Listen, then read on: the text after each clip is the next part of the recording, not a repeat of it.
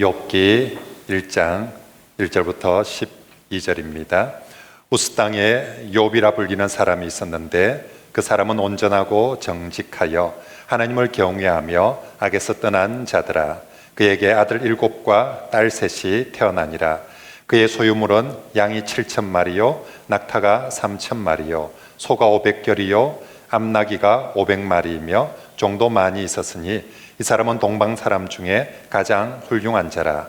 그의 아들들이 자기 생일이 각각 자기의 집에서 잔치를 베풀고 그의 누이 3명도 청하여 함께 먹고 마시더라.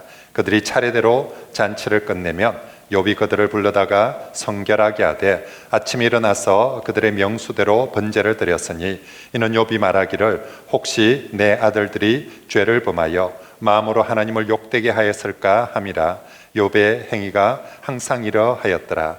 하루는 하나님의 아들들이 와서 여호와 앞에 섰고 사탄도 그들 가운데 온지라. 여호와께서 사탄에게 이르시되 네가 어디서 왔느냐? 사탄이 여호와께 대답하여 이르되 땅을 두루 돌아 여기저기 다녀왔나이다. 여호와께서 사탄에게 이르시되 네가 내 종 욥을 주의하여 보았느냐? 그와 같이 온전하고 정직하여 하나님을 경외하며 악에서 떠난 자는 세상에 없느니라. 사탄이 여호와께 대답하여 이르되 욥이 없지 까닭 없이 하나님을 경외하리이까? 주께서 그와 그의 집과 그의 모든 소유물을 울타리로 두르심 때문이 아니니까? 주께서 그의 손으로 하는 바를 복되게 하사 그의 소유물이 땅에 넘치게 하셨음이니이다. 이제 주의 손을 펴서 그의 모든 소유물을 치소서. 그리하시면 틀림없이 주를 향하여 욕하지 않겠나이까?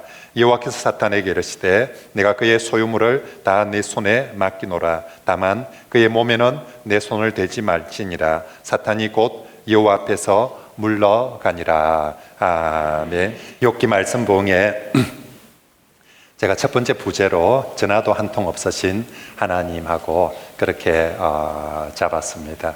제가 20년 전에 울산교회 있을 때 그때 담임 목사님이 1년 동안 안식년 가시고 오전 예배 설교할 때 그때 설교 제목 욥기 설교를 하는 설교 제목이었습니다.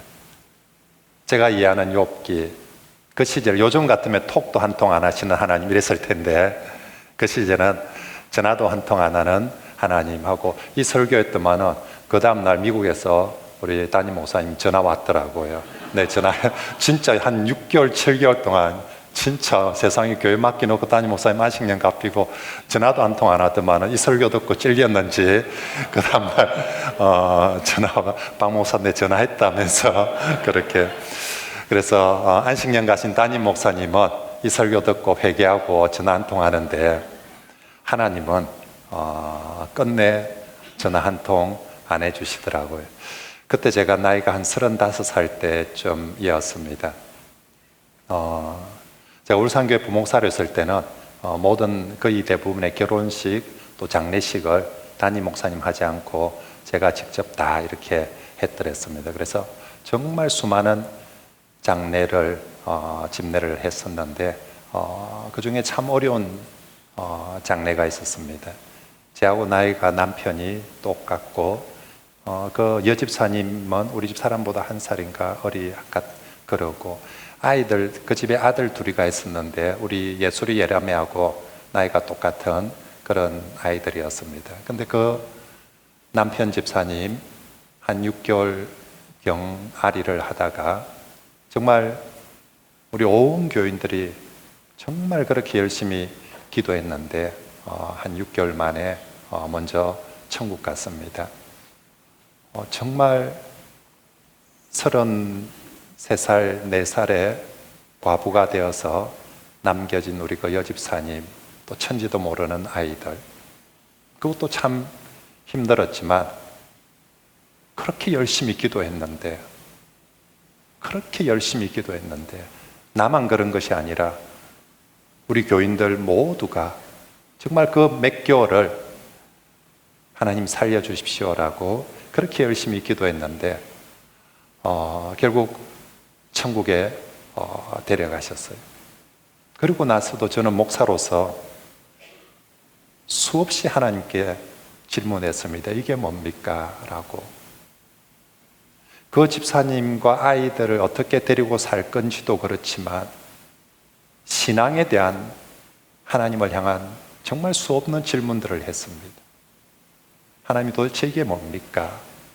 하나님이 살아계시는데 또 우리의 기도는 도대체 뭡니까?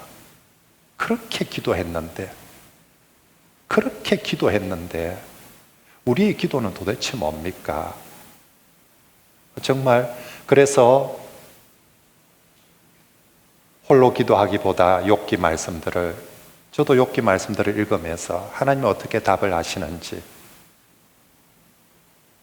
그렇게 하다가 한 설교 제목이 정말 그렇게 성경 욥기 말씀을 읽는데도 불구하고 하나님이 저한테 전화 한 통을 안 해주시더라고요.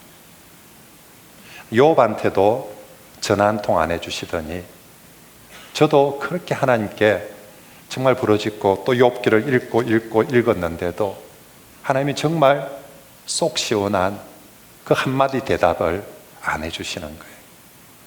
그래서 그 심정을 가지고 정말 전화도 한 통 없으신 하나님하고 그렇게 설교를 했던 기억이 납니다. 이번 욥기 말씀 부흥회를 통해서도 마찬가지입니다. 어쩌면 욥과 같은 또 그와 비슷한 고난 속에 있는 우리 성도들, 욥기를 통해서 어떤 사람은 정말 뭔가 답을 그리고 길을 찾을 수도 있지만 어떤 사람은 여전히 우리가 욥기 말씀을 보는데도 불구하고 여전히 전화 한 통이 없으실 수 있습니다. 그럼에도 불구하고 우리는 이런 하나님을 믿어야 될까? 그럼에도 불구하고 우리는 이런 성경을 읽어야 될까? 제가 욥기 말씀 부흥회를 하면서 우리 모두에게 진짜 해답을 찾고자 그렇게 이 욥의 문제에 대한 진짜 해답을 찾고자 이 욥기 말씀 부흥회를 보는 게 아니고요. 그건 어쩌면 각자에게 주어지는 은혜고 답일 수 있고요. 정말 우리가 함께 욥기 말씀 부흥회를 통해서 보는 것은요, 그렇게 우리가 질문하고 메어 달리는데도 전화도 한 통 안 하시는 하나님을 과연 우리는 어떻게 믿어야 되고 과연 우리는 어떻게 붙들고 있어야 될지에 대한 답을, 길을 찾아가 보고자 합니다. 욥기 말씀들을, 욥기는 사실은 일반 문학이나 이때까지 우리 역사 속에서 욥기의 주제를 다루고 있는 많은 작품들이 그건 소설에도 그렇고 음악에도 그렇고 미술에도 그렇고 정말 욥기에서 이 고난의 주제, 특히 까닭없는 이 고난의 주제는 사실은 인류의 역사 속에 모두에게 있었던 문제이고 또 모두가 묻는 질문이었기 때문에 많은 분야에서 욥기의 주제가 다루어지고 있습니다. 제가 우리 성도들에게 제일 한번 권해보고 싶은 책은 일본 작가 엔도 슈사쿠의 침묵이라는 책입니다. 욥기의 주제를 다루고 있는 엔도 슈사쿠, 일본이 자랑하는 정말 최고의 기독 문학 작가입니다. 17세기에 일본은 우리보다 훨씬 더 복음이 일찍 전해졌습니다.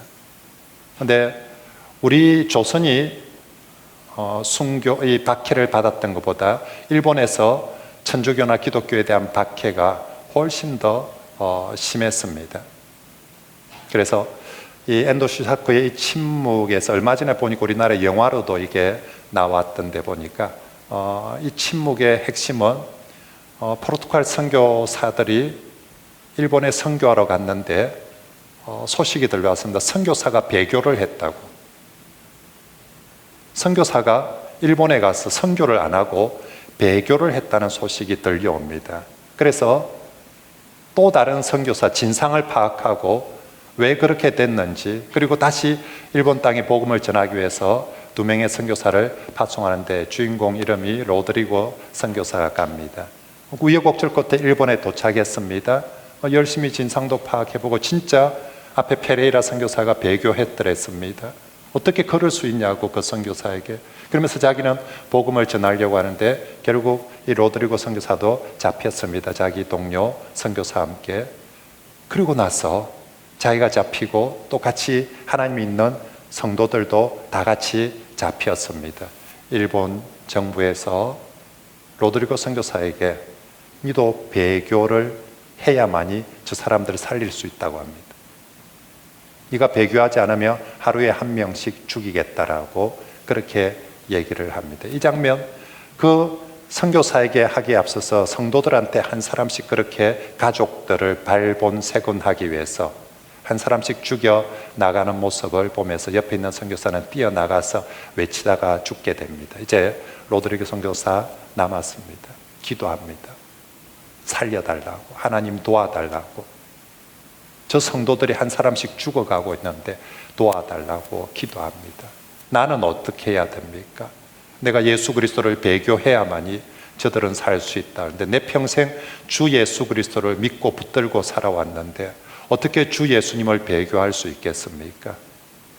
그런데 내가 배교하지 않으면 저 성도들 하루하루 한 사람씩 죽어간다고 하는데 이 질문, 이 문제를 가지고 정말 욕처럼 그렇게 하나님 앞에 계속해서 메어 달리고 하는데 소설의 제목처럼 하나님이 끝내 침묵하게 되어집니다. 그리고 이제 마지막 로드리고 선교사까지 배교하게 되는 그 순간에, 그 당시 배교는 예수님 동판으로 새겨진 예수님을 발로 밟고 지나가, 모든 사람들이 보는 앞에서 발로 밟고 지나가면서 예수를 저주하도록 그렇게 하는 것이었습니다.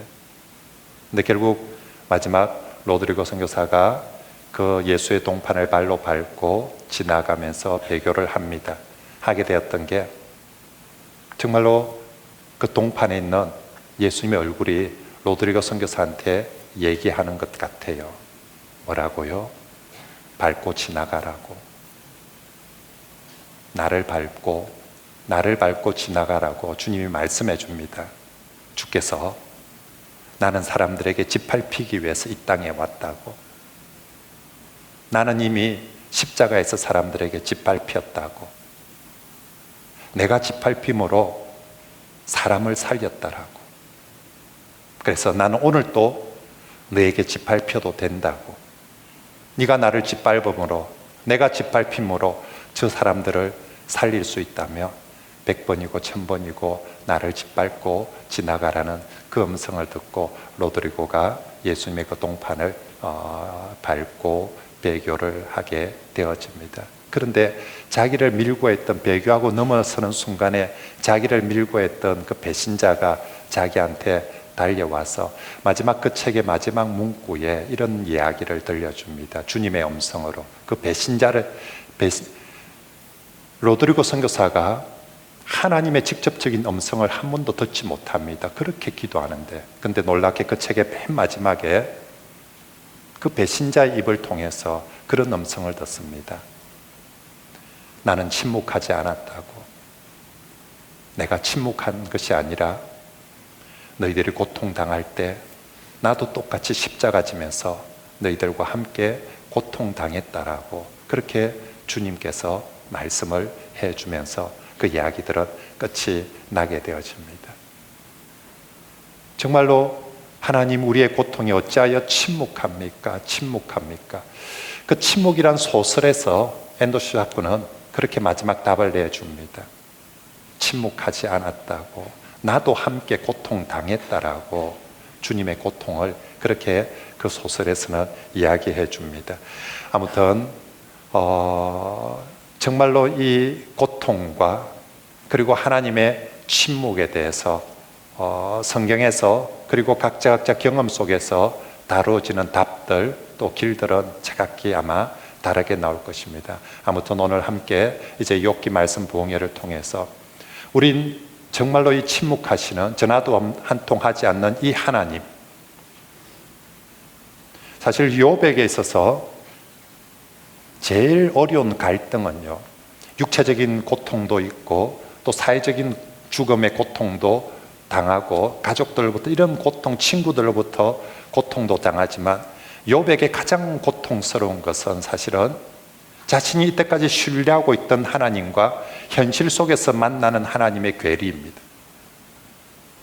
분명히 자기는 하나님이 이러리라고 이런 줄 알고 있는데 실제로 경험되어지는 하나님은 그것과 정반대의 하나님이 경험되어지기 때문에 그 속에서, 그 괴리 속의 고통입니다. 내가 이때까지 믿고 왔던 하나님을 저버려야 될 것인가? 아니면 정말 정반대의 하나님을 내가 경험하면서도 이 하나님을 끝까지 붙들고 있어야 될 것인가?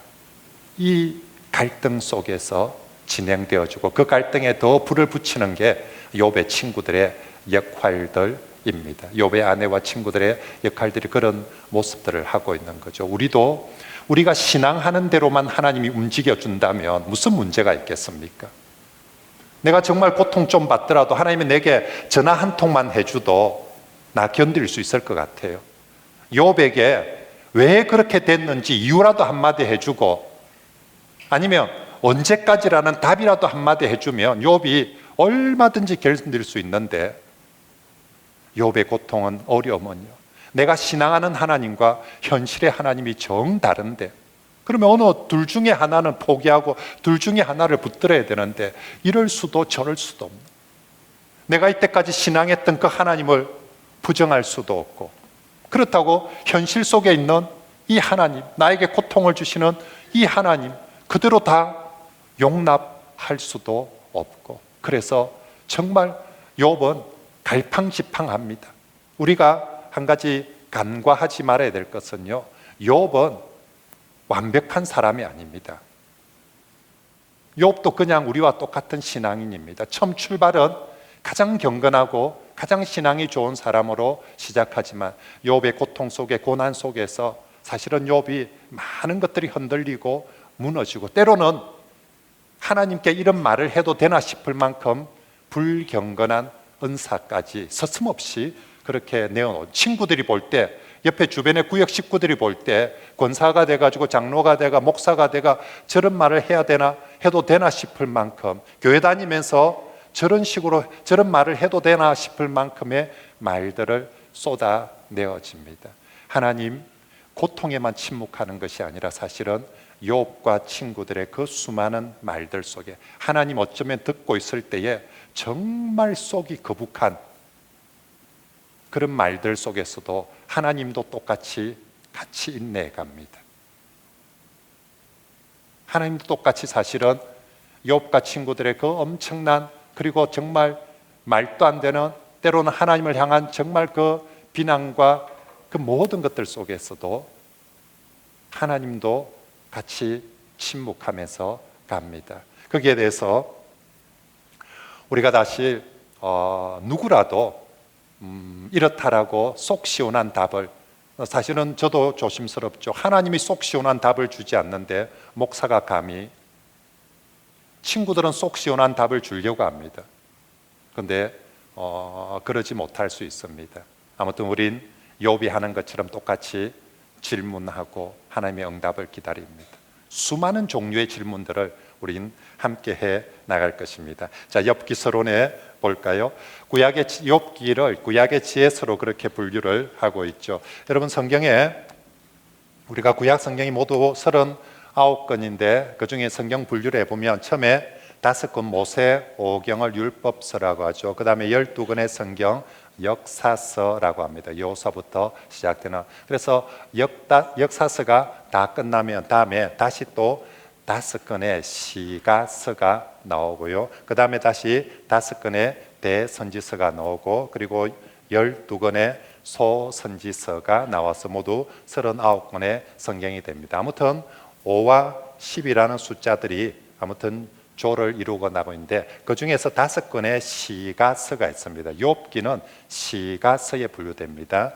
욥기, 시편, 잠언, 전도서, 아가서 충분히 알아볼 수 있죠. 제가 한글로 썼으니까 이제 뭐 몇 년 해봤으니까 이 정도 한글은 알아볼 수 있지 않겠습니까? 그죠? 자, 그래서 욥부터 시작해서 아가서까지를 시가서라고 합니다. 왜 우리가 시편은 시가서란 것이 이해가 되지는데 욥기를 왜 시가서라고 할까? 그건 욥기 3장부터 욥의 친구들과 대화를요, 우리처럼 이런 산문체로 하는 것이 아니라 시문으로 합니다.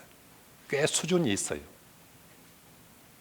시편처럼요, 이게 얘들이 대화를 하는데, 그 고통 속에 대화를 하는데 꽤나 운치가 멋지게 합니다. 이게 시문으로 합니다. 그래서 욥기 3장부터 욥기 42장까지요, 마지막 산문이 나오기 전까지 욥기 거의 대부분이 시로 되어 있어요. 시문으로 되어 있어요. 그래서 욥기를 시가서 1번으로 하고, 이 시가서 중에 지혜서를 욥, 잠언, 전도서 이 세 가지를 시가서 중에 지혜서라고 그렇게 얘기합니다. 우리가 알다시피 잠언은 아버지가 아들에게 들려주는 지혜의 말씀들입니다. 보편적 지혜의 말씀들. 잠언 성경이 31장으로 되어 있으니까 우리 학생들은 아버지를 통해서 주는 보편적 지혜의 말씀들 하루에 한 장씩 매일 한 달 동안 늘 읽으며 정말로 하나님의 지혜를 얻을 것입니다. 그래서 잠언은 아버지가 아들에게 들려주는 아들아라고 하면서 주는 지혜의 말씀이고, 전도서는 회고적 독백이죠. 전도서는 한 사람이, 전도자가 인생을 다 지나고 나서 죽음 앞에서 자신의 인생을 돌아보면서 독백을 하고 있습니다. 회고적인 독백, 누구하고 대화하는 게 아니라 홀로 독백을 하고 있습니다. 헛되고 헛되고 헛되니 모든 것이 헛되도다. 자기가 살아온 많은 인생이 이렇게 살아봤는데 이거 헛되고 이거 헛되고 이것도 헛되고 이것도 헛되고, 그 와중에 헛되지 않은 걸 찾아서 우리에게 말해주는 거죠. 그게 바로 여호와를 경외하는 거죠. 그래서 지혜를 바라보는 관점들이 이제 그렇게 다르요. 근데 욥기는요, 정말 인생의 가장 어려운 난제가 펼쳐졌습니다. 어떤 수학 문제나 어떤 물리 문제가 아니라 삶의 문제고, 그 중에서도 고통의 문제고요. 풀지 않으면 정말 고통은 날마다 고통의 문제이고, 근데 이해가 되지 않는 고통의 문제들, 이 문제들을 다루는 지혜입니다. 우리 삶 속에 이해가 되지 않는 정말 어려운 고통의 문제가 왔을 때 이걸 어떻게 풀어내고 가느냐, 그게 가르치는 게, 그런 측면에서 욥기가 지혜서이고, 지혜문학, 지혜서 중에서 가장 어려운 주제를 풀어냅니다. 그래서 주제 자체가 어렵기 때문에 풀어가는 방식도 너무 어려운 거예요. 사실은 그냥 초등학교 1학년짜리가 보기에는 우리 수학을 잘하는 사람들이 뭐 코사인, 탄젠트 이런 문제들을 풀어가는 과정을 옆에서 눈으로 보면서 설명을 해주도, 그런 주제를 한 번도 경험해 본 듯한 초등학교 1학년들은 설명을 하면서 쓰는데도 이게 무슨 말인지 하나도 이해하기 어려운 것처럼, 사실은 욥기가 정말 어려운 난제를 풀어가는데, 그걸 정말 나름의 그 지혜로 풀어서 가는데, 그냥 일반인들이 볼 때, 욥과 같은 고통이 없는 사람들이 볼 때, 또 그런 신앙의 수준이 되지 않는 사람들이 볼 때, 뭐 이런 게 다 있나, 뭐 이런 식으로 하는 게 문제 푸는 거 맞나 싶고, 심지어는 나중에 하나님이 답을 들려주시는데도 이게 정답이야? 그죠? 문제도 어렵습니다. 푸는 과정도 어렵습니다. 마지막 하나님이 답을 주는데 이게 과연 정답이야?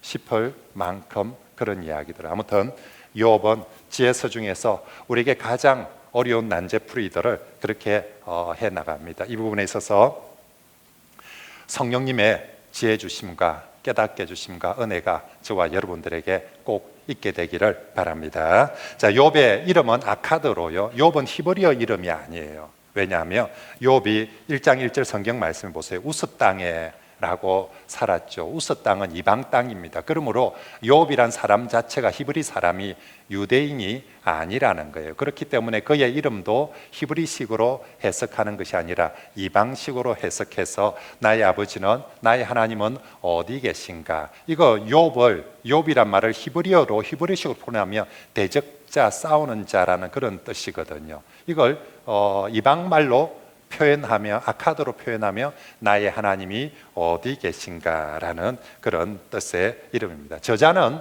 누군지 모르지만 아무튼 똑똑한 사람입니다. 정말 이 정도 써낼 수 있는 사람, 그죠? 지금 우리 시대도 고통이란 주제를 가지고 엔도 슈사크가 침묵이란 책을 가지고 얼마나 많은 상을 받았는지 모릅니다. 지금도 만약에 고통이란 주제를 가지고 누군가가 42장에 걸친 이 어마어마한 대작을 쓴다면 아마 노벨 문학상을 받게 될 것이죠. 아무튼 그 시절에 이 정도 작품을 썼으니까 정말 똑똑하고 하나님의 영의 지혜가 충만한데 정확하게 누군지는 모르겠습니다. 배경은 네 번째, 욥은 족장시대의 사람으로 함께 봅니다. 아브라함이나 이삭이나 야곱, 특히 아브라함과 제일 정말로 욥이 우스 땅에, 동방 이방 땅의 의인으로 등장하고 이쪽에 가나안 땅에, 믿음의 땅의 의인 아브라함이 등장을 시킵니다. 아마도 이렇게 성경은 서로 비교, 대조시키고 있는 것 같습니다. 왜냐하면 욥이 오래 살거든요. 나중에 42장에 보면 욥이 앞에 시작할 때 몇 살인지 모르겠지만 시작할 때 이미 욥이 10명의 아들을 낳았거든요. 그러면 어린 나이 아니거든요.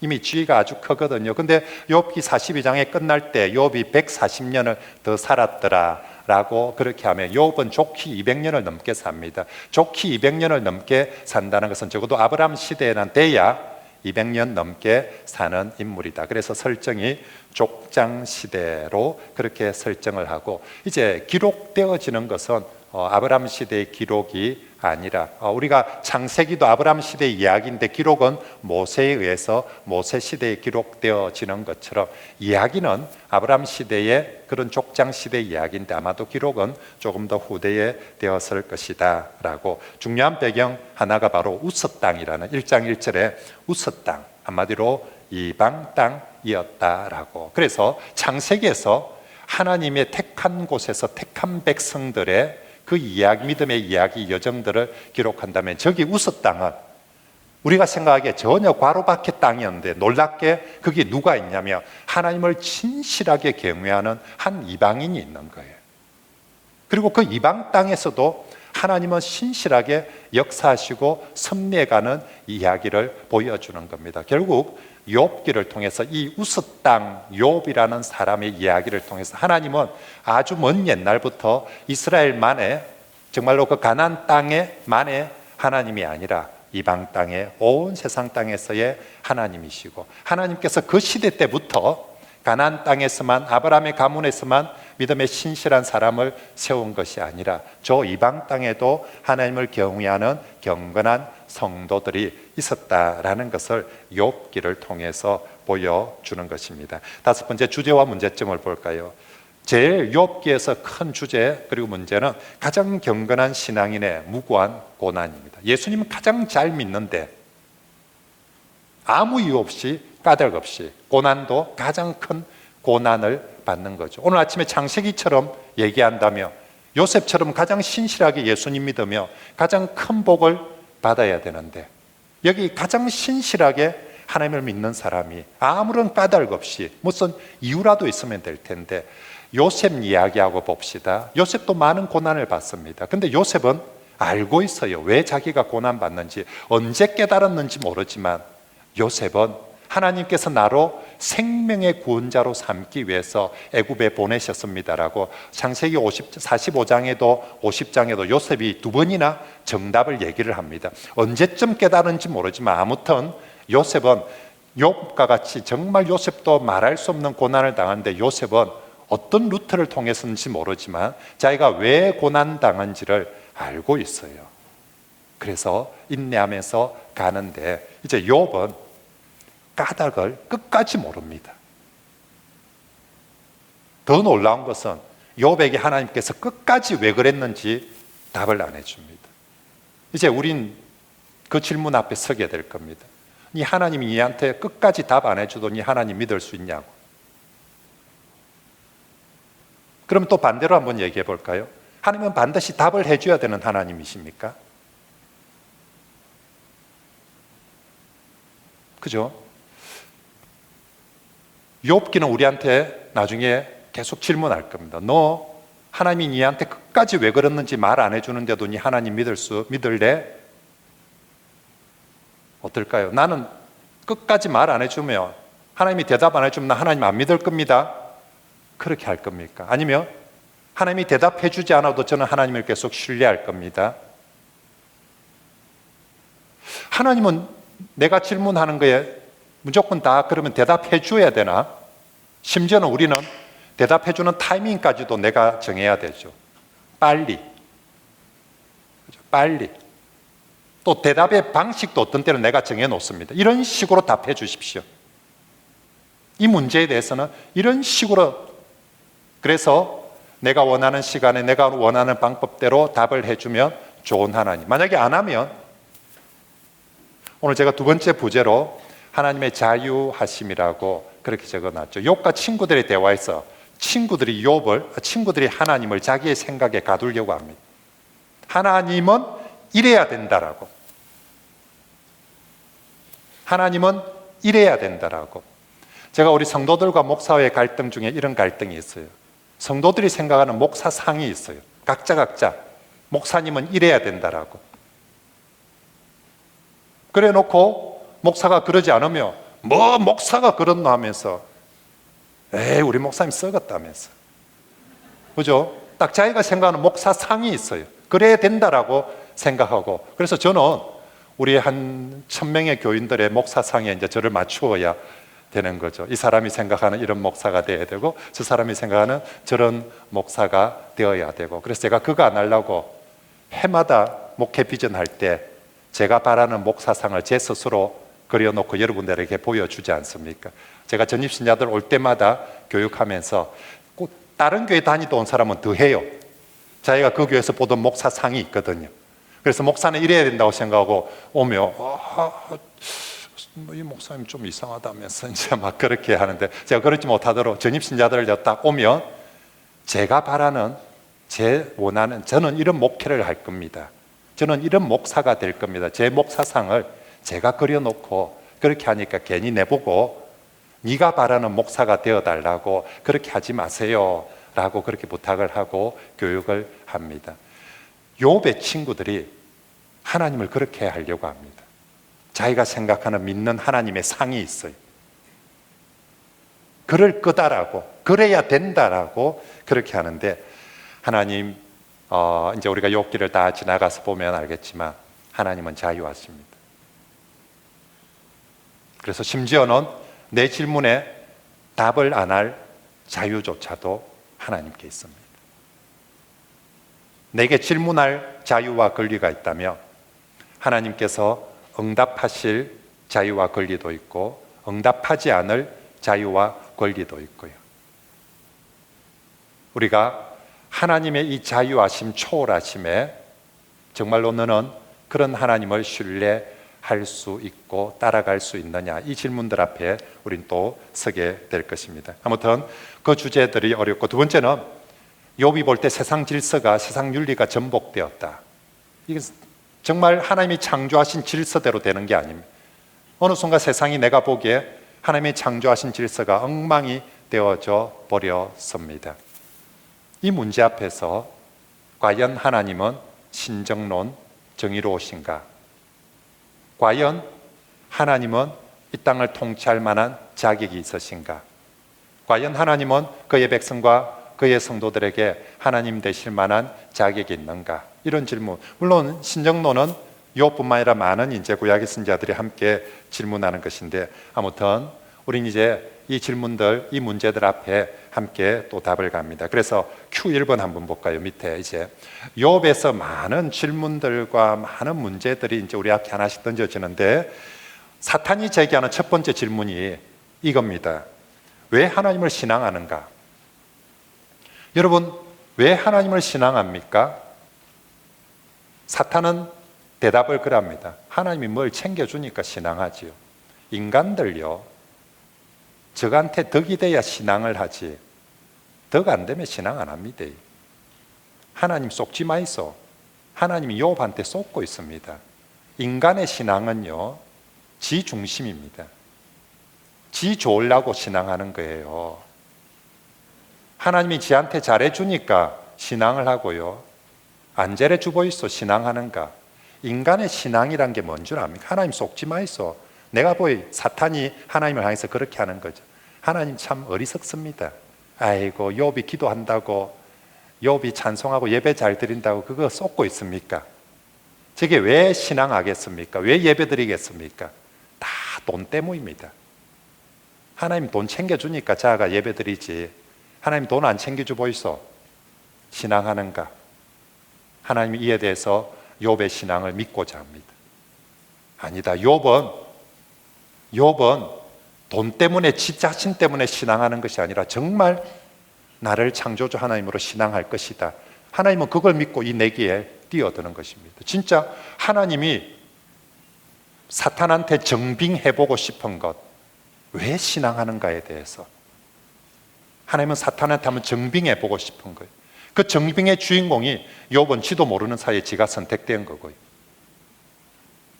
아무튼 이 질문, 나는 왜 신앙하는가? 두 번째, 경건하게 신앙생활 하는데 무고한 고통을 당해도 되는가? 이거 하나님이 가르치시는 축복의 교리에 맞지 않는 거 아닙니까? 세 번째 질문은, 자, 이 어려울 때 신앙인이 탄식하며 부르짖는데 하나님은 응답하지 않아도 되는 겁니까? 아니, 어려운 일 당할 수 있다 칩시다. 그러면 성경이 가르친 대로 탄식하라고, 부르짖으라고 했습니다. 그러면 응답해 줘야 되는데 응답 안 해도 되는 겁니까? 왜 하나님 응답 안 합니까? 욥은 계속 왜 하나님 응답을 안 합니까? 왜 안 합니까? 욥기 2장까지 욥의 신앙이 참 좋습니다. 주신 자도 여호와시니 취하신 자도 여호와시라고, 하나님께서 내게 복을 주시니 거두어 가시는 것도. 그래서 욥이 2장까지는 끝까지 말로서 범죄치 않습니다. 그러면 3장이 뭐가 나야 되느냐면, 이렇게 어려운 중에도 신앙생활을 열심히 하면 그 다음에 좋은 얘기가, 하나님이 잘 되게 해주었다는 얘기가 나오는데, 욥기에서는 그렇게 열심히 신앙하는데도 답이 문제가 안 풀린다는 겁니다. 욥이 고난 속에서 신앙하지 않은 것이 아니라, 고난 속에서 정말 하나님이 잘 믿었는데, 고난 속에서도 배신하지 않고 저주하지 않고 계속 기도하면서 정말 하나님을 예배했는데, 문제는 해결이 안 된다는 거죠. 40일 금식 기도를 했는데요, 고통 중에 30일 금식 기도를 했는데 더 어려운 문제들이, 그래서 욥기에는 신앙이란 것이 내 문제에 도저히 전혀 도움이 안 되는 거예요. 이때까지 내가 배운 건, 아무리 어려운 일이 있어도 네가 하나님을 제대로 신앙하기만 하면 하나님이 회복시켜 주시고 복 주실 거다고 어릴 때부터, 주일학교 때부터 그렇게 배우고, 그래서 욥은 그렇게 해봤는데 내 신앙이 이 문제에 대해서만큼은 도저히 도움이 안 되고 해결이 안 되는 이런 와중에 나는 계속 예수님을 믿어야 되는가 하는 문제들이 있습니다. 그리고 네 번째, 욥의 고난의 이유를 하나님 끝까지 밝히지 않아도 되는가. 다섯 번째는요, 하나님은 인간의 정의 안에서만, 이건 욥의 친구들에 대한 역질문입니다. 하나님이 네가 생각하는, 네가 그려놓은 그림대로 움직여야 좋은 하나님이가? 아니면 네가 알고 있는, 네가 그려놓은 그림과 전혀 다른 방향으로 움직이는 하나님 과연 가능한가? 그런 하나님 너 믿을 수 있는가? 결국 욥기에서는 인간의 법칙에 얽매이지 않는 하나님의 자유하심이 큰 주제로 그렇게 나오게 되어집니다. 자, 그 다음 우리 죄와 벌에 대해서도 이제 우리 고난의 문제, 이게 어떻게 말미암는가 하는 문제를 봅시다. 1번, 죄인이 벌 받는다. 그죠? 이건 우리가 인과응보의 교리에서 아주 당연한 맞다라고. 근데 2번, 죄인임에도 벌을 받지 않는다. 있습니까? 없습니까? 있습니다. 욥기 안에도 욥이 나는 의인인데도 벌을 받는데 하나님 왜 죄인이 벌을 받지 않습니까? 하는 수많은 질문들이 나오게 됩니다. 이건 선지자들도 이 질문 던지는데, 나중에 선지자들은 답을 하나님의 최후 심판에서 찾습니다. 하나님의 심판의 타이밍.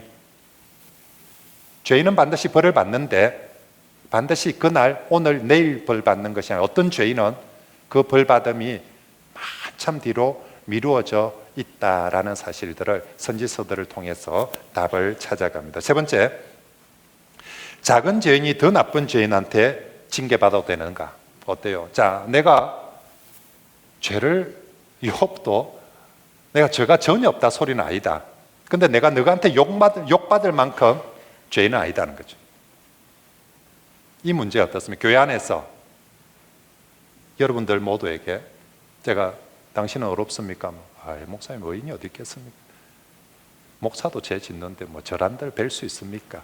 내가 죄인이란 거에 대해서 부정하지 않습니다. 근데 내보다 더 나쁜 저놈의 새끼가 더 복을 많이 받고 심지어는 내보다 더 나쁜 놈이 나를 패려고 합니다.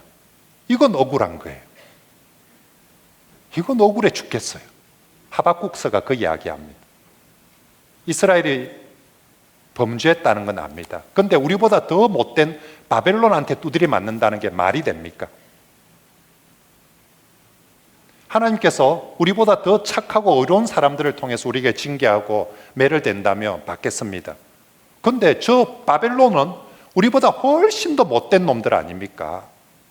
왜 못된 놈들이 잘 되고 우리가 그 못된 놈한테 당해야 됩니까? 내가 딴 건 다 용납이 되는데 내가 저 김집사한테 당하는 건 용납이 안 됩니다. 저기 내보다 기도를 많이 합니까? 성금을 많이 합니까? 전도를 많이 합니까? 맨날 뺀질뺀질하게 교회에서 청소하자며 식당에 봉사하자며 뺀질뺀질 도망만 가고 목사님 앞에 있으면 알랑그마금 먹이면서 내가 근데 저 인간한테 지금 당해야 됩니까? 라고 내가 딴 사람한테 우리 장로님들한테 내가 당하는 건 이해가 돼도 저 인간한테는 안 됩니다. 이게 하박국이 묻는 질문입니다. 그때 하나님께서 하박국에게 주는 대답은 뭔 줄 압니까? 오직 의인은 믿음으로 말미암아 살리라. 다시 말하면요, 딴 놈이 문짓을 하든 어떻게든 신경 쓰지 말고 니 진짜 믿는다면 의인은 니 믿음 지키면서 니는 딴 놈이 뭐 어떻게 하면 잘 믿고 딴 놈이 이렇게 하면 안 믿고 열받고 니 도대체 뭘 믿느냐? 의인은 어떤 상황에서도 남이 어떻게 하든지 상관하지 말고 오직 의인은 믿음으로 말미암아 살리라. 아멘이십니까? 우리 교인들 제발 좀 그러면 좋겠습니다. 진짜 우리 성도들이 흥분하고 열받는 게 항상 보면 남이 뭐 이래가지고 막 그래 목사한테 목사님 왜 저런 놈을 벌을 안 주고 그렇게 너무 하나님이 알아서 할까? 니는 뭐 하라고요? 믿음으로. 이게 하박국서. 네 번째, 의인이 훈련의 목적에 징계를 받는다. 잘못한 건 없는데 더 단단해지도록 점검이 되도록 하기 위해서 이건 신약에 나오는 많은 고난이 야고보서라든지 이 문제에 이렇게 답을 하죠. 그렇죠? 더 점검같이 되도록 우리도 오늘 교회에서 목사가 설교할 때 제일 많이 다루는 주제 중에 하나죠. 하나님이 더 점검 갖게 하려고 교육적 차원에서 훈련적 차원에서 고난을 받는다. 다섯 번째, 욥기는요 까닭이 없어요. 더 점검이 되는 것도 아니고 이거 뭐 이유가 없어요. 아무리 생각해봐도 지금 1번, 2번, 3번, 4번에 욥은 하나도 해당이 안 된다는 거예요. 어딜 봐도 이유가 없어요. 친구들한테 아무리 물어봐도 친구들 대답은 1번 아니면 2번 아니면 3번 아니면 4번입니다. 친구들의 긴 대화는 전부 다 1번, 2번, 3번, 4번의 답을 주는데 욥은 자기는 1번, 2번, 3번, 4번에 아무것도 해당이 안 된다. 나 진짜 모르겠다. 그래서 욥은 계속 친구들과의 대화에서 초점을 하나님께로 올립니다. 너희는 계속 1번이야 2번, 3번, 4번이라는데 내가 보기에 그거 아닌 것 같다. 나 하나님께 물을 한다. 하나님이여 하나님이여 하나님이여. 욥은 그래서 계속 하나님께 이 질문 5번의 질문을 던지고 있습니다. 쉽사리 답하지 않습니다. 자, 이제 그런 욥기 구조를 봅시다. 욥기가 가는데 42장까지 긴 성경으로 되어 있습니다. 그 중에서 서러운 프롤로그가요, 처음 이렇게 서막이 1장, 2장 욥의 신앙과 삶의 모습을, 이건 이야기입니다. 옛날에 아주 먼 날에 우스 땅의 욥이라. 김진홍 목사님 옛날에 욥기 1장 욥 설교할 때 딱 목사님 목소리 그랬습니다. 우스 땅에 욥이라 하는 사람이 있었는데. 제가 지금도 옛날에 김진홍 목사님 설교 테이프를 엄청 많이 들었거든요. 지금도 그 목소리가 쟁쟁하게 이 욥기 설교할 때 그 모습이 쟁쟁하게 그려지고 있습니다. 아무튼 1장, 2장은 옛날에 그런 이야기로 시작을 합니다. 그리고 3장부터 이제 42장까지 전반부까지는 이건 대화고 대화로 전부 다 오갑니다. 욥의 탄식부터 시작해서 친구들과의 수많은 대화들, 그 대화를 아까 얘기한 것처럼 시문으로 합니다. 그죠? 아주 멋진. 그래서 보면 이 욥기, 우리가 한글이라서 이게 신지한지 구별은 잘 적어도 읽어보면 대구, 대조, 그 다음에 운율 이런 게 제법 많이 맞습니다. 한글로 봐도. 그래서 아주 멋진 시문으로 그렇게 긴 얘기를 하는데 모두 욥과 친구들의 세 번의 사이클의 대화가 나옵니다. 이제 우리가 세 친구 있죠. 엘리바서, 빌닷, 소발이 한마디씩 착착하면 욥이 대답을 탁탁탁 하고요. 이게 1차전 한 바퀴 돌고 나면 또 두 번째 사이클 또 한 바퀴 돌고 심지어 세 번째 사이클까지도 돌아가게 됩니다. 물론 마지막 세 번째 사이클에서 소발의 대화가 빠지는 건 있지만 아무튼 이 1번 사이클 대화, 2번 사이클, 3번 사이클 이 사이클 다 돌고 나면 이제 끝난 줄 알고 그 다음에 하나님이 탁 등장했는데 그 자리에 누가 툭 튀어나오느냐면 엘리후가 튀어나옵니다. 왜? 33장부터 37장까지 그것도 엘리후가 이게 중간에 끼어드는 놈이 좀 말을 좀 짧게 하면 좋을 텐데 이것도 말을 많이 해요. 그래서 33장부터 37장까지 무려 4장이나 그렇게 말씀을 하고 끝에 엘리후가 끝나고 나면 그제서야 하나님이 등장하는데 하나님과 욥도 대화를 합니다.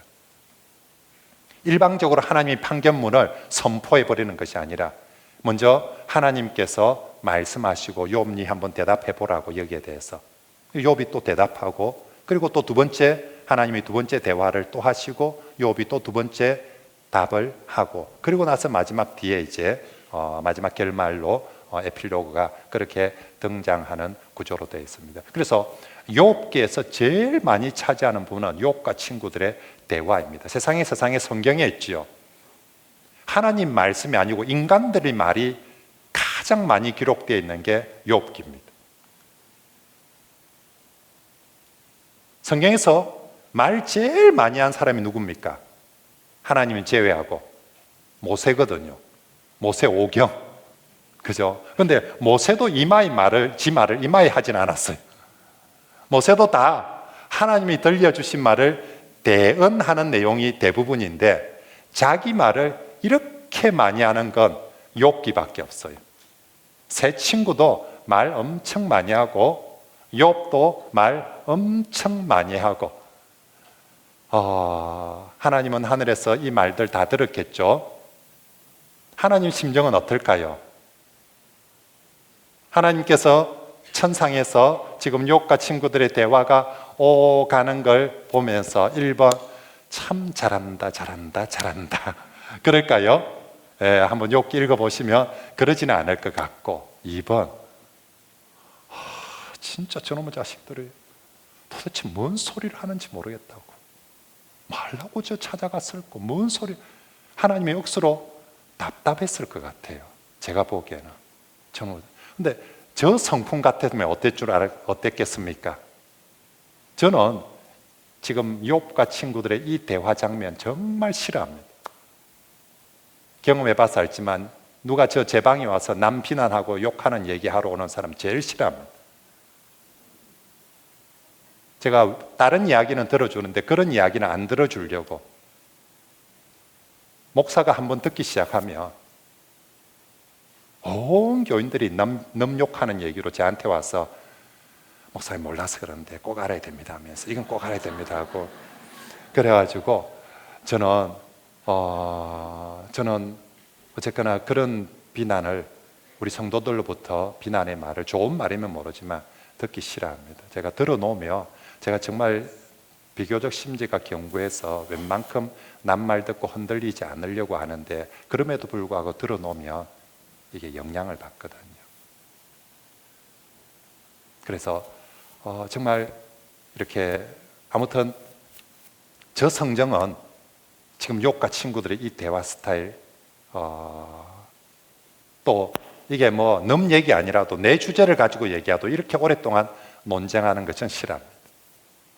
근데 하나님께서 지금 욥기 3장 욥의 탄식은 들어줄 만했습니다. 자, 4장부터 이제 엘리바스와 욥의 이 긴 대화를 하나님 듣고 있을 때 어땠을까? 그죠? 잘한다는 아니고요. 그러면 2번일 거거든요. 정말 그만 좀 하면 좋겠다. 그러면 하나님 중단을 시켜버리면 될 텐데 어느 타이밍이든지 첫 번째 사이클 1라운드 돌고 나서 하나님 딱 들어오면 끝이지 뭐. 어느 타이밍이든지 사실은 하나님이 딱 들어오면 게임 끝이거든요. 그러면 1라운드 하고 나서 중간에 하나님이 딱 들어와서 끝을 내버리든지 2라운드 하고 나서 끝을 내버리든지 3라운드 하고 나서 끝을 내버리면 되는데 하나님이 끝을 내지 않고 끝까지 듣고 있습니다. 그리고 더 신기한 건요, 자, 듣기는 들었다 칩시다. 그 다음에 성경에 기록해놔야 되잖아요. 요점 정리하면 안 될까요? 좋도 안 한 얘기인데 답도 없는 얘기를 갖다가 요점 정리해서 지금 4장부터 지금 32장까지 엘리후가 등장할까지, 아니 엘리후 얘기도 4장이나 할 거 없이 이거 쫙 줄여가지고 제보고 이거 성경 기록하라 했으면 내 4장부터 37장까지 쫙 줄여가지고 4장에 3장에 내 끝낼 수 있을 것 같은데 성경도 그렇게 쫙 줄여가지고 끝내버리면 될 텐데 희한하게 하나님은 다 기록해놨어요. 우리 보고 몰라, 하나님께서 혼자 듣고 뭐 피곤해가 너희도 한번 들어봐라면서 그런 마음으로 기록을 해놓은 건지 모르지만 하나님은 아무튼 우리에게도 이 얘기를 똑같이 귀 기울여서 들으라고 기록해놨어요. 왜 그럴까? 하나님 보시기에 지금 이 마지막 결론으로 42장에 가서 마지막 결론이 등장하기까지, 아니 하나님이 등장하기 전까지 이 과정을 왜 하나님께서 허용하실까? 아니 이 과정을 왜 하나님께서 이렇게 성경에 자세히 길고 중요하게 기록해 놓았을까? 그죠? 기본적으로요, 성경에 많이 기록해 놨다는 것은 의미가 있고 중요하기 때문이었습니다. 이 사람들의 우리가 볼 때 정말 쓰잘데기 없는 같은 논쟁이 필요 없는 거라며 하나님이 중지시켰을 것입니다. 필요 없는 거라면 이렇게 기록하지 않았을 것입니다. 근데 이게 정말 필요하기에, 그러므로 사랑하는 성도 여러분, 저도 이 스타일 체질에 맞지 않지만 따라가 보려고 합니다. 들어보려고 합니다. 무슨 말을 하는지, 어찌리 말이 많은지, 그죠? 근데 저도 한번 겸손하게 하나님이 기록해 놓았으니까, 하나님도 듣고 계셨으니까 우리도 한번 들어보려고 합니다. 자, 먼저 그러면 1장부터 봅시다. 프롤로그의 욥의 삶과 재앙에 대해서, 자, 욥의 신앙과 삶을 제일 먼저 소개하는데 1장 1절 말씀에, 자 봅시다. 아까 얘기한 대로 우스 땅에 욥이라 하는 불리는 사람이 있었다라고 소개하죠. 아까 얘기한 것처럼 우스 땅, 지금 아마 에돔 지역, 아무튼 우스 땅은 동방입니다. 성경에서 동방 3절 끝에 보면 이 사람은 어느 사람 중에, 동방 사람 중에, 그래서 가나안 땅에 아브라함 족속에 속하는 정통 유대인 이스라엘이 아니라 동방의 우스 땅, 이방 땅의 사람입니다. 정말 하나님이 어디 계신가라는 그런 이름을 가지고 등장하고 있습니다. 그런데 이 동방 땅의 이방인인데 그의 신앙을 소개하는데 성경에서 표현하는 한 사람의 신앙을 소개할 때 가장 완벽하게 소개합니다. 1절에 뭐라고요? 그는 뭐하고 온전하고 정직하고, 그 다음에 또 뭐하고 하나님을 경외하며 악에서 떠난 자다. 이 두 가지 조를 이루어서 온전하고 정직했다. 여기 온전이란 단어, 히브리어로 타밈이라는 단어 쓰는데 하나님 앞에 제사 드릴 때 온전한 제물, 온전한 제사장, 전부 다 타밈 제사장이, 온전한 제사장이 온전한 제물을 가지고 온전한 방법으로 온전하게 하나님께 예배해야 하나님이 받으실다 할 때 쓰는 그 온전함입니다. 욥을 표현할 때 1번, 정말로 하나님 앞에 제사 드림에 있어서 여러 모습에 조금도 부족함이 없는 타임한 사람이었다. 그는 하나님의 예배자로서, 신앙자로서 조금도 부족함이 없는 온전하고 정직하고, 그 다음 하나님을 경외하고, 이 하나님을 경외라는 단어, 구약 성경에서 신앙이 제일 좋다는 사람에게서는 가장 중요한 한 단어, 어느 사람이 신앙이 참 좋다, 특히 이방인들이, 아브라함부터 시작해서 아브라함에게는 신앙이 참 좋다라고 할 때 창세기 15장에 아브라함이 하나님을 뭐 하였으니? 믿었으니 라는 표현을 씁니다. 그래서 저쪽 동네에서 아브라함 가문에서는 언제나 하나님께 대한 신앙을 믿음이라는 단어를 쓰고, 이쪽 동네 이방인들을 대상으로 표현할 때 언제나 경외라는 단어를 씁니다. 가장 하나님을 잘 믿는, 신앙적으로 가장 잘, 그래서 앞에 온전하고 정직하고 윤리적으로도 인격적으로 성품적으로 조금도 부족함이 없는 사람이고, 하나님을 경외, 신앙적인 교회 생활, 예배 생활, 신앙 생활에 있어서 경외하고 악에서 떠난 자다. 이 네 가지 단어를 통해서 욥이 얼마나 신실한 사람인가. 이렇게 신실한데 그렇게 고난을 당했다는 것이, 이렇게 신실한데 그렇게 고난을. 그래서 우리가 에스겔서에서 구약의 3대 의인, 그죠? 소개하죠. 노아, 욥, 다니엘. 에스겔 성경에까지 3대 여인으로 소개를 하고 있습니다. 그리고 이건 성경 서술 자체의 소개일 뿐만 아니라 1장 8절에 보면 여호와께서 사탄에게 이르시되 네가 내 종 욥을 보았느냐 하면서 그와 같이 온전하고 정직하고 경외하며 악에서 떠난, 1절에 말한 그 말들을 똑같이 누가 해주고 있다고요? 하나님께서 해주고 있습니다. 와, 하나님이 어느 한 사람을 보고, 이건 지금 1장 8절은 하나님의 평가거든요. 하나님이 온전하고 정직하고 경외하고 악에서 떠난 사람이라고 하나님이 그렇게 해줍니다. 이걸 한 번만 그런 것이 아니라 2장에 가서 하나님이 또 한 번 더 2장 3절에 보십시오.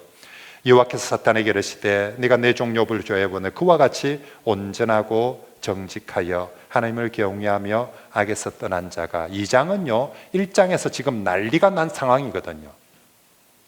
2장은 지금 욥이 성진하고 복받고 부유하고 평안한 때가 아니라, 2장은 지금 1장 말미에 욥이 지금 엉망진창이 막 저거 집에 있는 거 재산 다 잃고 사업이 하루아침에 다 망한 상황에서도 2장에서 하나님이 욥을 또 똑같이, 이 사람은 그렇게 망했는데도 온전하고 정직하고 경외하며 악에서 떠난 사람이라고 하나님께서 두 번이나 인정을 해 주었습니다. 그만큼 신앙과 인격에 있어서 완전한 사람, 그 사람이 고난을 받게 됩니다. 까닭없는. 자, 욥이 얼마나 번영했는지를 3절에 말씀하죠. 몇 명의 아들이 있습니까?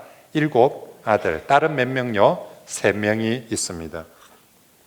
짐승의 복, 양이 몇 마리? 7천, 낙타는 3천, 소는 500, 암낙이 500, 합치면 열을 맞추고 있어요. 7셋 자식, 그리고 짐승의 축복 7천, 3천, 500, 500 플러스 열 어느 모습으로 봐도 풍성한. 그래서 동방 사람 중에 3절에 가장, 우리의 개역 한글 성경에는 가장 훌륭한 사람이다. 옛날 성경에는 뭐라고 되어 있냐면 가장 크다. 표준 세번역이나 다른 데 보면 가장 부유하였더라. 지금 열 모든 면에서 열을 갖추고 있는 가장 부유한 사람이, 그 다음에 어떻게 된다고요? 가장 가난하고 낮은 사람이 된 거죠. 가장 큰 사람이, 지금 가장 신앙이 좋고 인격이 좋은 사람이 엄청난 까닭없는 고난을 받고요, 물질적으로 가장 부유했던 사람이 하루아침에 가장 가난해서 쫓겨난 사람이 되어지고 있는 것입니다. 자, 욥의 신앙이 얼마나 신실하고 좋은지 한 예를 드는데, 아들의 잔치 때 5절에 보니까 잔치가 끝날 때마다 욥이 그들을 불러다가 성결하게 하되 아침에 일어나서 그들의 명수대로 번제를 드렸으니. 제사 중에도 무슨 제사를 드렸다고요? 번제. 제사의 종류 중에 번제, 하나님 앞에 전부를 드리는 번제를 드렸으니. 이는 욥이 말하기를 혹시 내 아들이 죄를 범하여 마음으로 하나님을 욕되게 하였을까. 죄를 범한 것이 아니라, 범하지 않았지만 혹시라도 눈에 보이지 않지만 마음에라도, 만에 하나 열에 하나 눈에 보이지 않는 죄라도 그것조차도 하나님 앞에 회개하며 제사 드리고자, 그렇게. 그걸 어떻게 했다고요? 욥의 행위가 일주일에 한 번 그렇게 했다고요? 아니면 기분 좋을 때, 은혜 충만할 때만 그렇게 했다고요? 어떻게 했다고요? 욥의 행위가 항상 이러하니라. 늘 정말로 이 신앙과 이 경건을 지키며 살았다라고 그렇게 말씀을 하고 있습니다. 정말로 그 제사를 그렇게까지 드리고 있습니다. 자, 이제 이 족장 시대에 이렇게 귀한 인물이 있는데 이제 이 문제에 있어서 이렇게 부유합니다. 자, 왜 신앙하는가? 욥은 부유하기 때문에 신앙하는가? 아니면 신앙했기 때문에 부유하게 된 것인가?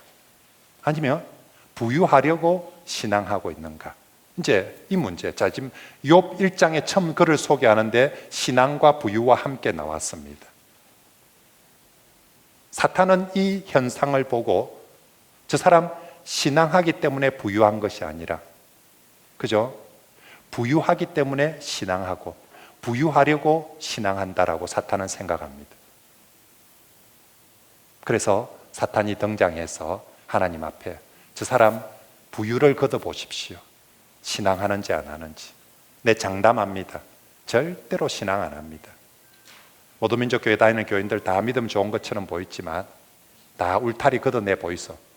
제대로 예수 믿는 사람 누가 있는지.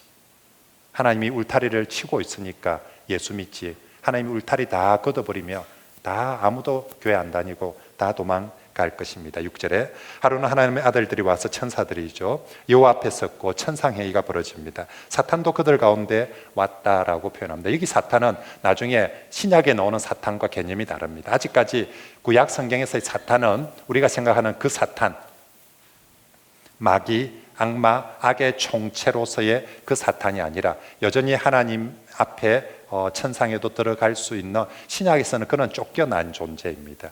그런데 욥기에서는 하나님의 천상에 들어갈 수 있는, 그리고 사탄의 역할은 그냥 일반 명사로서 사탄입니다. 그냥 참소하는 자, 고소하는 자, 비난하는, 뭔가 누군가는 온 땅을 다니면서 누군가 고소할 거리를, 검찰의 역할입니까? 뭔가 어떤 사람, 어떤 건수에 대해서 하나님께 안 좋은 일들에 대해서 고소, 고나, 이렇게 고발하는 그 역할을 하는 존재가 사탄으로 등장을 하고 있습니다. 자, 그 사탄이 들어왔을 때 하나님께서 사탄한테 먼저 얘기를 합니다. 그리고 하나님이 자랑하고 싶어서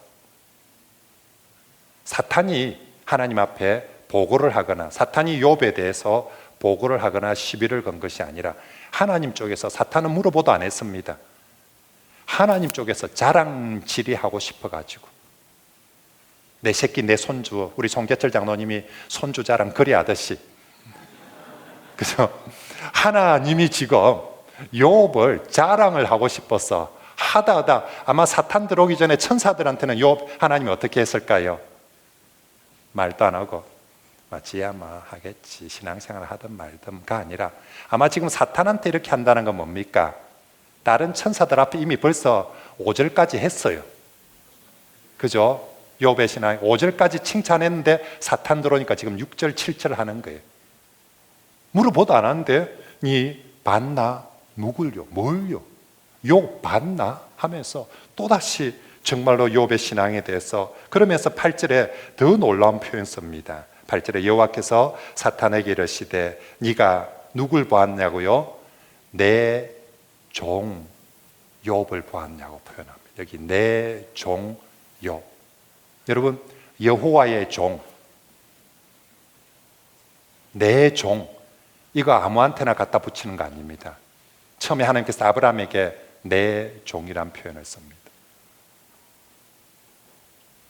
나중에 모세 시대에 넘어가서 모세를 향하여서 내 종이라고 하나님이 여호와의 종이라고 불러줍니다.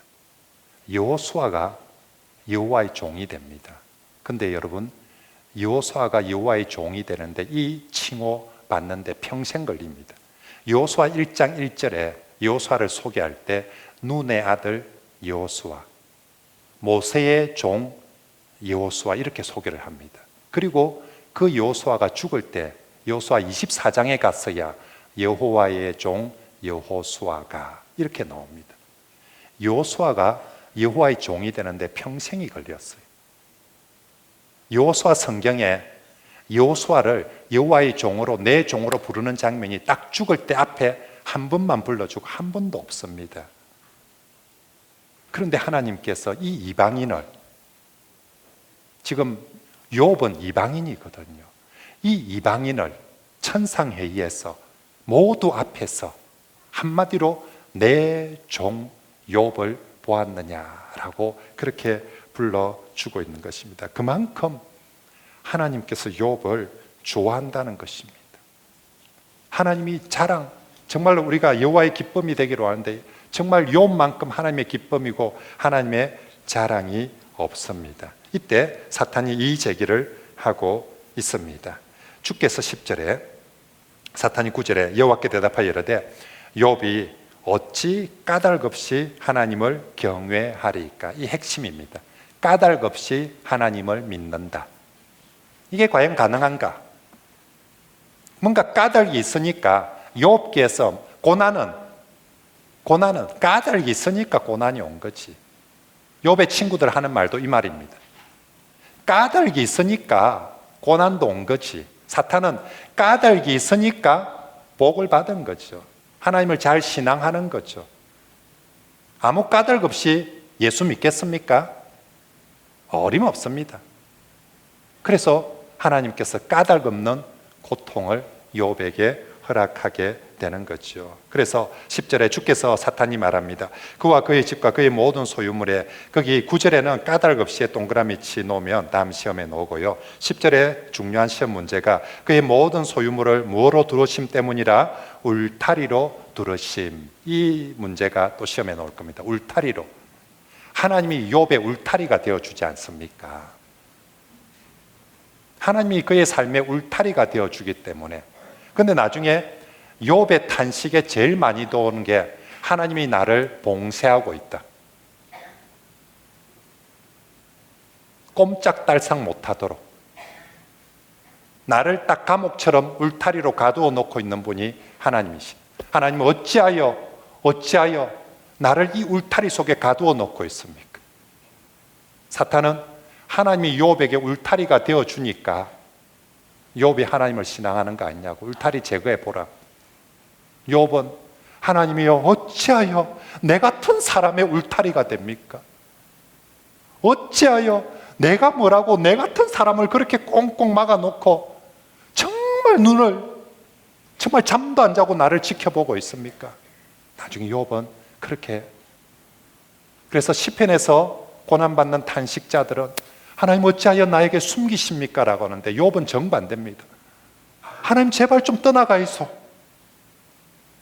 하나님 제발 좀 떠나가 있어. 왜 나 같은 놈한테 하나님 옆에 딱 붙어가지고 이렇게 울타리를, 이 똑같은 울타리란 말들이.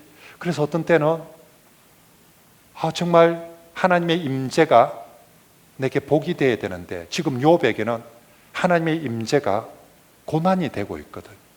근데 이전까지 교회 다닐 때는 정말 임재 찬송 부르면서 여호와의 임재가 우리에게 복이 될 것이다 그렇게 배웠는데 현실은 하나님이 내게 가까이 올수록 나를 치는 것 같아. 이 모든 고통은 다 하나님이 나를 치고 하나님이 나를 막아놓는 것 같아. 그게 욥이 탄식하게 되는데 첫 시발점이 사탄이 하나님이 울타리가 되어주기 때문에 그런 것 아닙니까? 라고. 그래서 한번 울타리 다 치워보십시오. 그러면 틀림없이 11절에 주를 향하여서 욕할 것입니다. 12절에 여호와께서 사탄에게 이르시되 내가 그의 소유물을 다 네 손에 맡기노라. 다만 그의 몸에는 손대지 말라. 사탄이 여호와 앞에서 결국 하나님의 허락을 받습니다. 여기서 사탄과 하나님의 관계에서 사탄은 하나님의 통제 아래에 있다는 것을 분명히 보여줍니다. 아무리 사탄이 지 역할을 해도 하나님이 지정하신 범위 내에서만 할 수 있습니다. 자, 그렇게 해서 사탄이 욥의 모든 울타리를, 하나님께서 치신 울타리를 다 치워버렸습니다. 그게 13절부터. 자, 하루는 두 번의 하루가 나옵니다. 1절에 13절에 하루가 한번 나오죠. 2장 1절에 두 번째 재난이 붙일 때 또 하루는, 그 하루가, 근데 성경에 보면 히브리어로 그 하루는 하고 이게 그냥 일반 명사가 아니라 앞에 정관사를 붙여서 그 하루라고 지정을 하고 있습니다.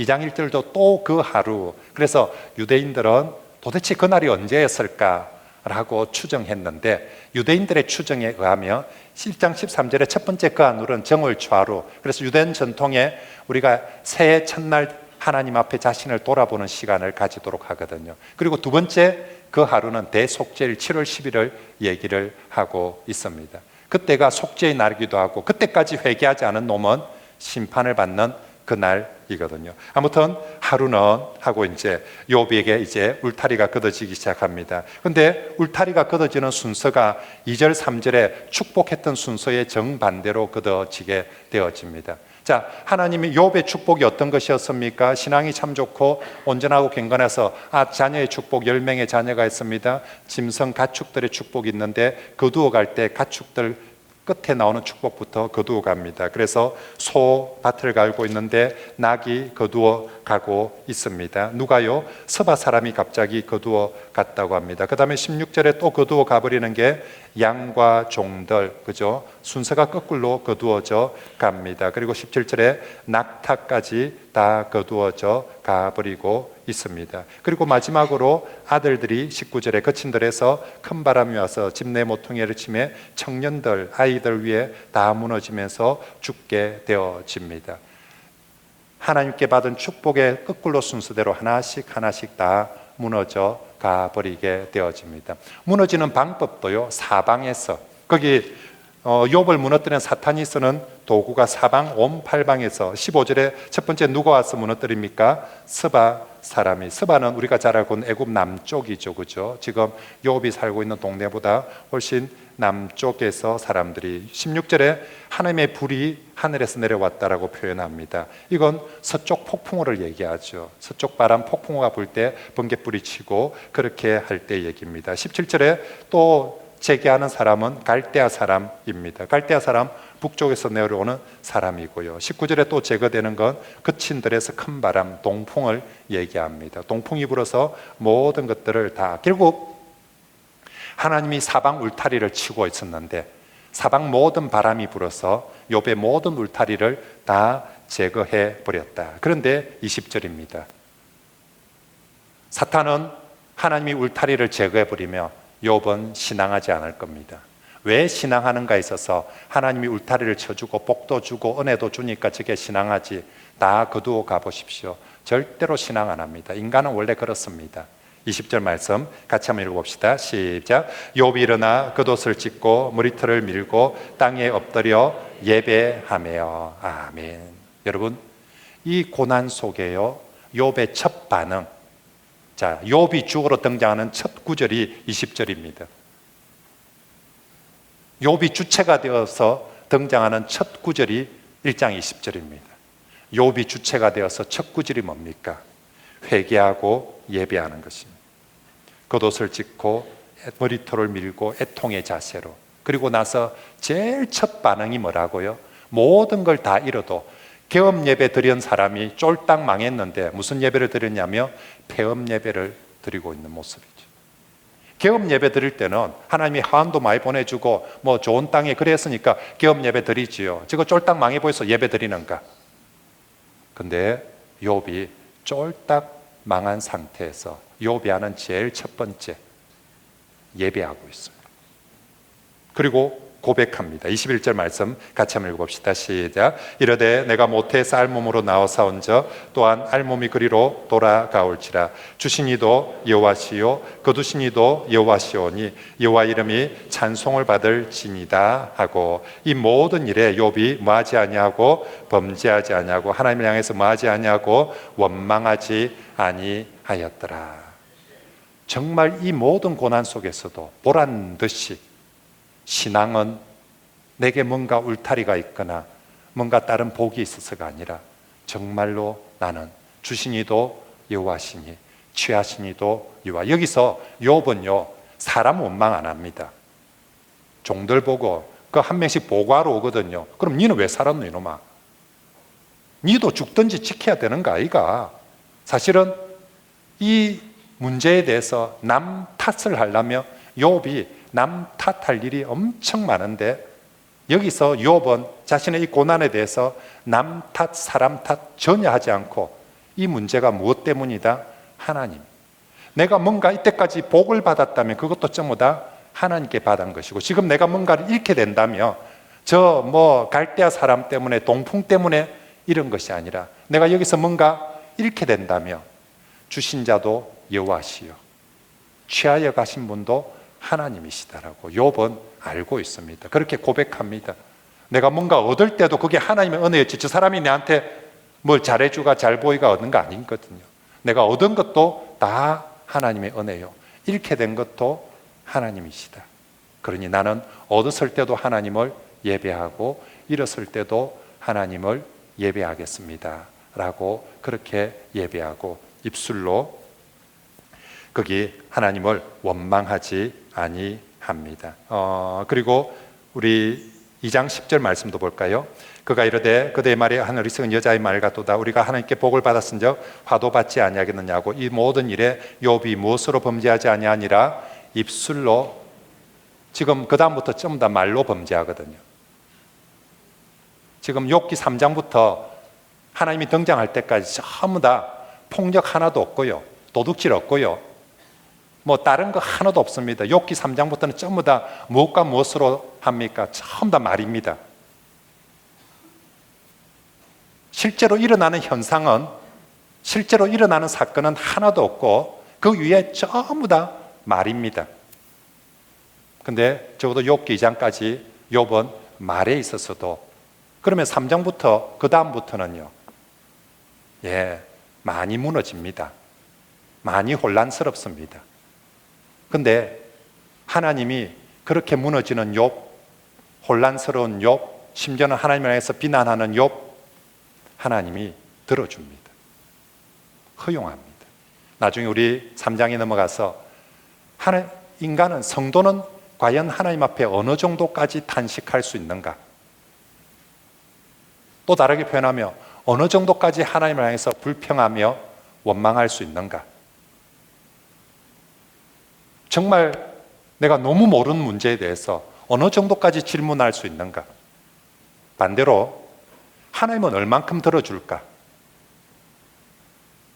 하나님은 이 성도에 우리가 하나님 앞에 기도나 말이 언제나 합당하고 언제나 신앙적이고 언제나 온전하지 않을 텐데 하나님은 도대체 얼만큼까지 들어주실까? 나의 말도 안 되는 소리를, 때로는 내 안에 씩씩거리는 그 원망과 불평을 도대체 하나님은 얼마나 들어주실까? 놀랍습니다.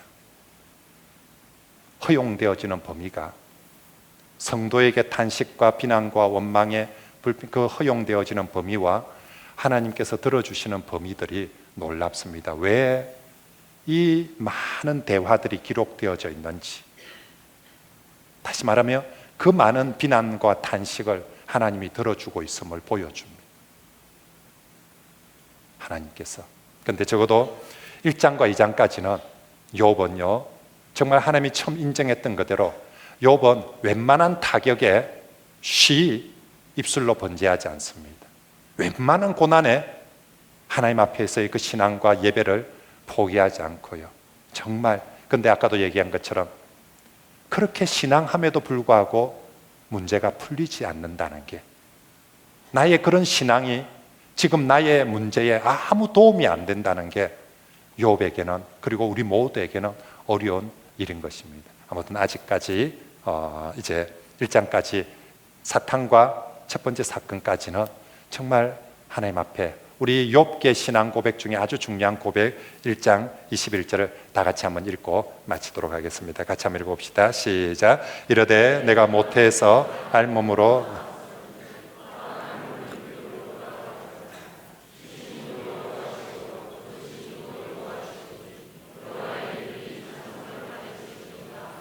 아멘. 네, 우리 2장부터는 내일 새벽에 아마도 2장, 3장, 4장 정도까지 내일 새벽에 42장까지 가야 돼서 오늘 제가 첫날에 조금 길게 한 것 용납해 주시고요. 계속해서 이제 우리 함께 욥과 함께 이 질문들을 같이 던져가면서 정말 아마도 우리가 상상하는 그런 모습과는 다르게 하나님도 욥도 친구들도 그렇게, 근데 정말 결국은 우리가 진짜 크신 하나님의 어메이징 그레이스를 찬양하게 될 것입니다.